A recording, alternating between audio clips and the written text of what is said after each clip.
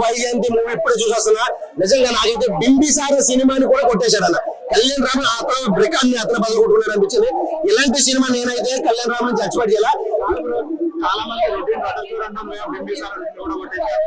100% అన్న routine story ఏమి ఏది లేదు.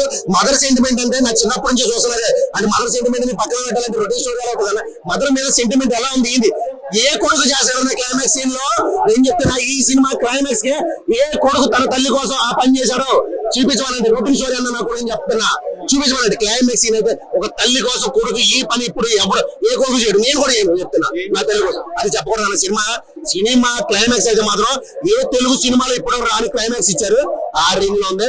విజయశాంతి గారి క్యారెక్టర్ చూసినదే కదా మనము. కర్తవ్యం సినిమాలో విజయశాంతిని మనం ఎలా చూసామో ఈ సినిమాలో అంతకు మించి ఉన్నారు. అరే ఒక ఏజ్ అయిపోయింది ఏం చేయలేదేమో ఫైట్స్ అని అనుకున్నారు కొంతమంది. కానీ ఎగిరి గాల్లో రౌండ్లు కొడుతూ ఫైట్లు చేసి అసలు ఈ క్యారెక్టర్ కి విజయశాంతి ఒక పోలీస్ క్యారెక్టర్ గా అంటే విజయశాంతి మళ్ళా ఆమె కంబ్యాక్ అని చెప్పవచ్చు డెఫినెట్ గా. అసలు ఎక్కడ మనం ఆల్రెడీ కళ్యాణ్ రామ్ గారి పోలీస్ క్యారెక్టర్ లో చూసాము అండ్ కర్తవ్యంలో మన విజయశాంతి గారిని పోలీస్ క్యారెక్టర్ లో చూసాము. రెండు కాంబోలు ఎలా అనిపించారు? ఇందులో హీరో గారు పోలీస్ ఆఫీసర్ కాదు మేడం. ఈయన ఒక క్రిమినల్ అయిపోతాడు అనమాట. తండ్రి కోసం క్రిమినల్ అయిపోతాడు. సో క్రిమినల్ కి పోలీస్ ఆఫీసర్ కి తల్లి కొడుకు స్టోరీ ఇది. అది చాలా కొత్తగా చూపించారు.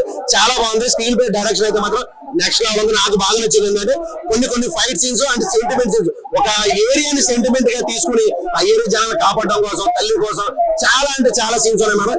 ప్రతి సీన్ కూడా క్లైమాక్స్ లాగా అనిపిస్తుంది. ఆ రేంజ్ లో ఇక లాస్ట్ క్లైమాక్స్ అయితే మాత్రం అది ఒక్కడ కూడా ఎక్స్పెక్ట్ చేయని క్లైమాక్స్ అయితే డైరెక్టర్ గారు మనకి ఇచ్చారు.